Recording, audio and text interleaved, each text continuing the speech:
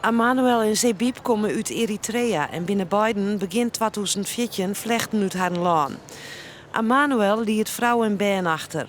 Zebib haar beide baan wien in een vluchtelingenkamp in Ethiopië. Het wie een bijzondere situatie snijn. De vrouw van Emmanuel nam de baan van Zebib mee. Het wie een heel spannende dag. Ik ben heel blij, ja. Mijn hart... Boem boem. Ja. Snel. Ja. Hoe lang heb jij je vrouw en kinderen niet gezien? 2 jaar. Na uren van verwarring en onwissigers op Schiphol, omdat de vrouw en baan maar net uit de dwarren kwamen, liet na 4 en een hele uren een wegzen naar 2 uur.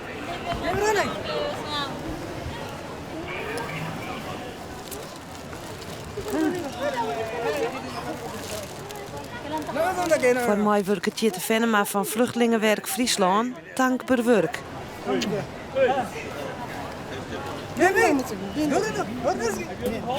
Ik ben blij dat ze er benen. De liet ze erachterin in een rugzak. Schitterend. Prachtig. Ja, hier hebben we het verdiend. Ja, prachtig. Mooi. Ik ben er blij mee.